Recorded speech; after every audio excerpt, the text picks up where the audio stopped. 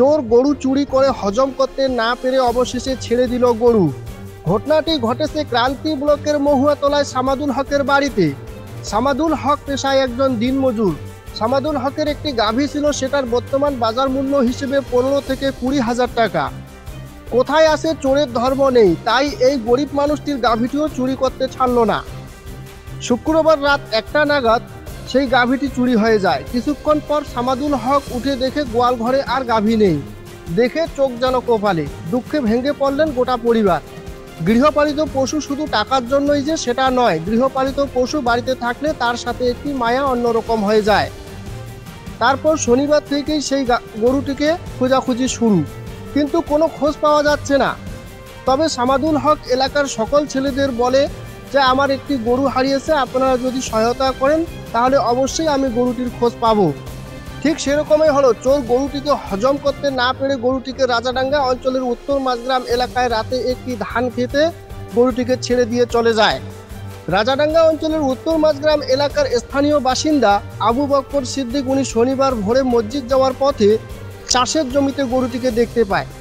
আবু বক্কর সিদ্দিক চিন্তা করেন এত ভোরবেলা গরু কি করে আসলো। তখন তিনি গরুটিকে বাড়ি নিয়ে এসে সবাইকে জানিয়ে দিল যে এভাবে একটি গরু পাওয়া গেছে, মনে হয় গরুটি চুরি করা। এভাবেই খবর ছড়াছড়ি হতেই মহুয়াতলার সামাদুল হকের কানে চলে যায় সেই খবর, গরু উত্তর মাঝগ্রামে আসে। সামাদুল হক এই খবর শোনা মাত্রই তিনি খুশিতে আত্মহারা হয়ে যান। তারপর রবিবার সকালে এসে গরুটিকে নিয়ে যায় সামাদুল হক। আসুন বিস্তারিত দেখে নিই এমএস নিউজ ইন্ডিয়া চ্যানেলে। আচ্ছা, বললাম এই গরুটাকে আপনি কি করে পেলেন? আমি ভোরবেলা বিছানা থেকে উঠে না এদিকে রাস্তার দিকে আসছি, দেখি যে ধান বাড়িতে আমার ধান বাড়িতে মানে ধান খাচ্ছি। আচ্ছা, আমি জানি যে এটা কার গরু, এত সকালবেলায় ভোরবেলায় দেখতেছি। হ্যাঁ, গরুটাকে আমি ওইখানে কিন্তু বাঁধে রাখছি ওই বাড়িতে। আচ্ছা, রাখার পরে দেখেছি যে সন্ধ্যা হয়ে যাচ্ছে, গরুর কোনো ওয়ারিশ নেই। আচ্ছা, বাড়িতে আনি বাঁধিলাম। আমার কাছে সন্ধ্যাবেলায় দুধ নিয়ে যায় তার গরু। সন্ধ্যাবেলা দেখতেছি লোক নাই। হ্যাঁ, পরে শুনেছি যে এটা গরু চুরি করা। আচ্ছা, এটা চুরি করা, তাহলে আমি রাস্তার ধারে বাঁধি, কার গরু নিয়ে যাবে, দেখতে পাবে, দেখে নিয়ে যাবে। আচ্ছা, তারপর দেখতেছি যার গরু ও খুঁজতেছে। আচ্ছা, যে এইটা গরু আমারে। তার মানে এখন গরুর মালিককে পাওয়া গেছে? গরু মালিক পাওয়া গেছে। গরুর মালিকের বাড়ি কোথায়? কাঠলগুড়ি মোড়, মহুয়াতলা। আর এটা আপনার জায়গাটা, এটা কোন জায়গা? এটা রাজাডাঙ্গা হাই স্কুল বলে। Rajadanga high school. আপনার নাম? আবু বকর সিদ্দিক। আচ্ছা, বললাম গরুটা কি আপনার? হ্যাঁ, আমার। আচ্ছা, গরুটা কি চুরি হয়েছিল নাকি? চুরি হয়ে গেছে শুক্রবারে রাত 1:30টার সময়। আচ্ছা, এটা কি করে পেলেন তাহলে গরুটা?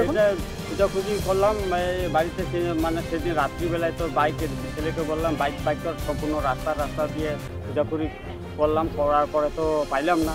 পাওয়ার পরে আজকেও আমি সকালবেলায় বাইর হয়ে গেছি খোঁজার জন্য।